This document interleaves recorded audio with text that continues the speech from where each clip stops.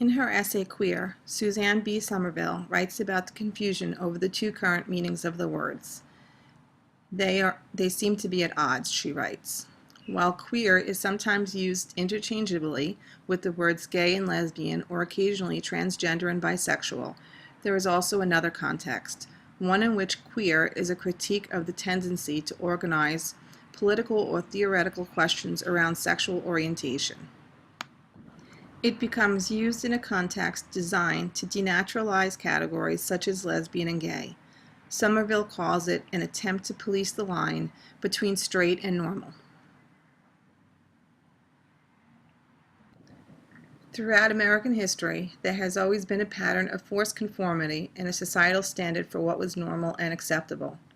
Whether it was the Carlisle school teaching Native Americans how to be white or laws that favored whites and males, the message has always seemed to be that different did not fit, and that only being white and male did.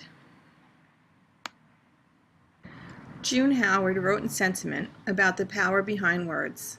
Sentiment is historical as well as emotional, and when it is structured and shared, it creates movement.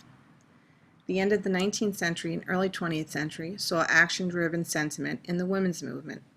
Whether it was Emma Goldman's questioning the benefit for women when becoming wives and mothers, to Jane Addams propelling social reform, women were recognizing their value and fought for laws and policy that recognized it as well. Change happened, even if it came slowly. Morals were another tool that were used for oppression. Margaret Sanger fought against obscenity laws that prohibited dissemination of information about birth control.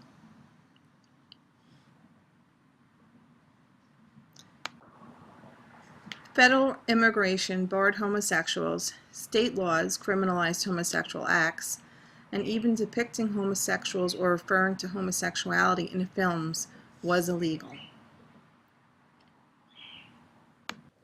In digital history, we read about the NAACP trying to find a black woman to defy segregation laws, but worried that they would be vulnerable to character attacks by the white press.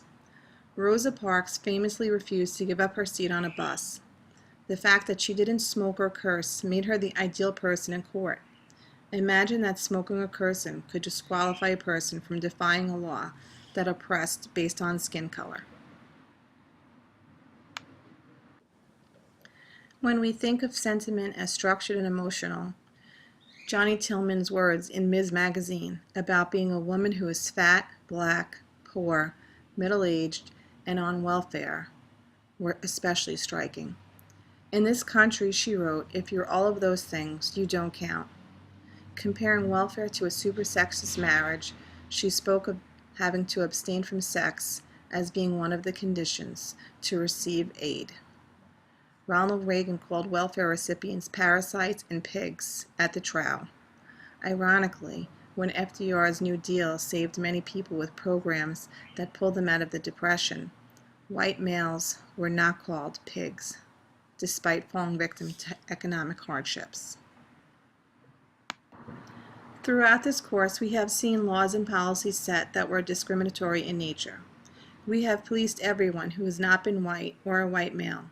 Women and African Americans won their long, hard fight for equality, at least on paper. Despite the gay rights movement beginning in the 50s, the Supreme Court upheld sodomy laws well into the 1980s, and eventually Bill Clinton's Don't Ask, Don't Tell became the answer to gays in the military. It was an interesting echo of World War II, when black servicemen were allowed to serve with whites, yet not allowed to sit at the same counter when returning from war. Gays faced similar forms of discrimination, having to hide their sexual orientation or be forced out.